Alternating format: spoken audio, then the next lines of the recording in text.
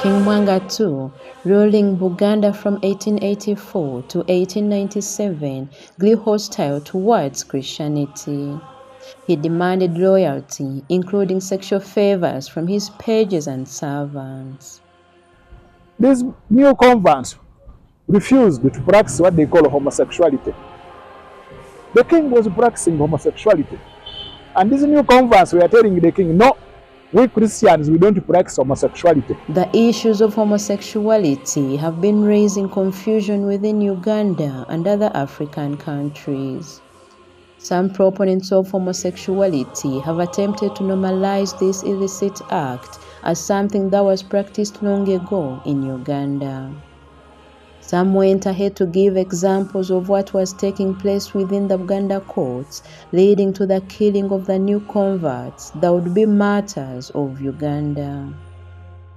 Despite scientific facts that attest to the fact that no one is born homosexual, an international network of NGOs partnered with the US government has been promoting homosexuality internationally and across Africa. Uganda has been threatened with the removal of financial aid from the US government if it does not change its laws and promote homosexuality. Like the king of Buganda, this is a powerful ruler who has tried to compel Ugandans to accept homosexual practices with threats. Some appeal to his example to show that homosexuality was a part of Ugandan traditional culture. Just like King Mwanga, this network is now history. The example of the Uganda martyrs can inspire Ugandans and Africans to refuse these sinful ways and to renew their national life in the footsteps of Christ. In the 19th century, a group of brave men defied King Mwanga II's demands, refusing his ungodly advances and standing firm in defense of their Christian faith. Their courage would spark a movement, inspiring generations, and forever change the African Christian approach to faith, which unveiled the courageous legacy of Uganda's martyrs, the true heroes of faith in Uganda. The Uganda martyrs were among the many Ugandans who converted to Christianity when European Catholic missionaries, led by Father Simeon Laudel and Brother Amans, introduced Christianity to Uganda in the 1870s. They were killed between November 1885 to January 1887 on orders of King Mwanga II for their refusal to renounce their faith. According to Dinkin Sally, the king's ruthless decision was not only political but also personal. He demanded absolute submission, including sexual compliance. We know very well that the court had been infested by homosexuality, as we learn from the likes of F.J. Faupel. And the king himself had sort of caught this particular vice, homosexuality, for this matter. And he was making these advances towards young boys. So what surprised me in their life is that even then, still at that young age, with the little knowledge they had received of the faith, they were really resolved not to give in to this.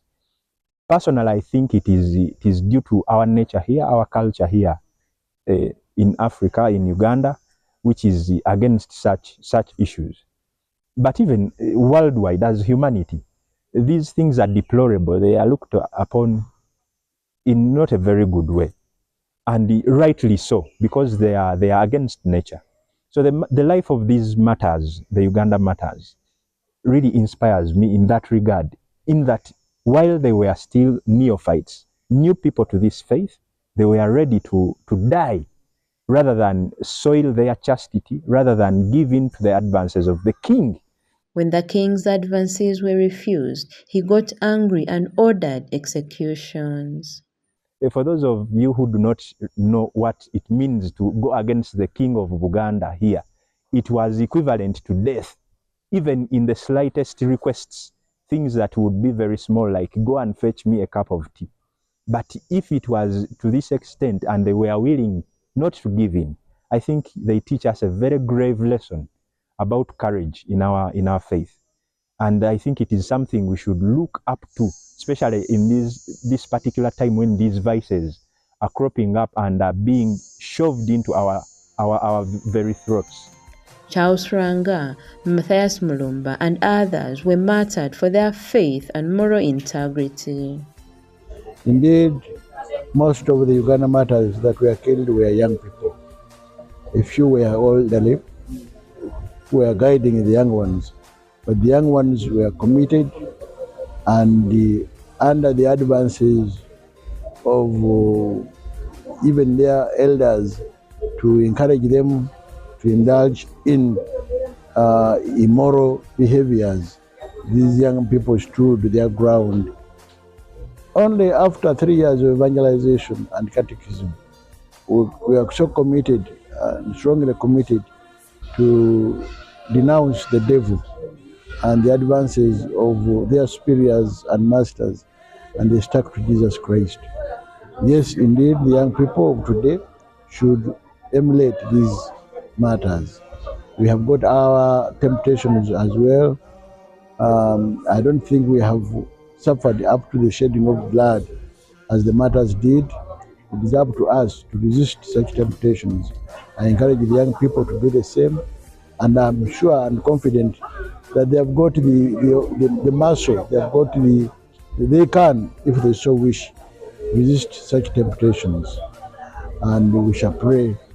And as elders, we need to live by example, help them to go through this struggle and endure and be with Jesus Christ all their lives. The martyrs' refusal was not just about resisting the king's desires, but upholding Christian values and moral Christian principles.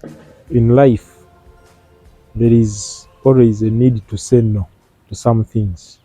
That's the only way someone can defend his Christian values and to defend his personality. When we don't learn to say no, it's so much hard to stand for any value in life and in society. So when we, as Christians, as Catholics, we must learn from these matters, saying no to social evil and to stand for the truth always. Because Jesus has told us that the truth sets many free.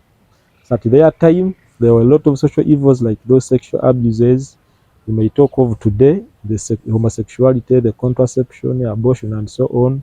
The church teaches us, and we emulate these matters by saying no. Like, it's very hard for a Christian to give in to persecution and to hardship. Of course, when you say no, the rest of the society will judge you. But when you stand for your values and for the truth, things move on. Pope John Paul II wrote to us an encyclical, Salvifici Doloris. That in that encyclical, the Pope exhorts the entire church to give in to human suffering. He tells us that suffering is real, but we learn from Jesus himself who gave in to suffering, and through that suffering he saved us. So a Christian who learns from the martyrs should learn to say no to social evil. Then in that saying no, he will have become a true witness to the truth, and that truth one day will set him free. So now those boys who refused to press homosexuality, they angered the king. Now the king became angry because we are not supposed to reject anything from the king. If a king asks you something, you are supposed to oblige. So now these boys were saying, we Christians, no. We can't do that. We cannot practice homosexuality. So the boy, especially Joseph Mukasabali Kudembe, was telling the new converts, now, if a king tells you to go in such and such a place at such and such a time, don't go. So Joseph Mukasabali Kudembe fought so much to prevent the converts to practice homosexuality with the king. How they make it, how they love God to the extent that they had to give in their lives. Their impact is live. And when we see the current problems that we have, they face them. Then we have issues of immoralities, especially homosexuality. And you find that one of the reasons we hear that these people were also forced into those acts. But they had to stand. They had to confess, and they had to say, no, we are here because of God. the love of God. We are here because we are saved. And indeed, whenever I remember about what they went through, I get more energized. I become more energized on what to do. Actually, to love God the more and to spread this evangelization of the Uganda Martyrs to my fellow youths. Today, the Uganda Martyrs are revered as saints. Their courage inspires millions worldwide. Uganda is known because of the Uganda Martyrs, but spiritually and morally also they have been a source of renewal, not only for the believers, but I think for all the Ugandans. It's not only the Catholics or the Christians who profit from the martyrdom of these martyrs, both the Protestant and the Catholics, but the whole of Uganda. Because when Christians get renewed, inspired and challenged by the lives of the Ugandan martyrs, and they behave in a Christian way, then the country is also going to profit from that.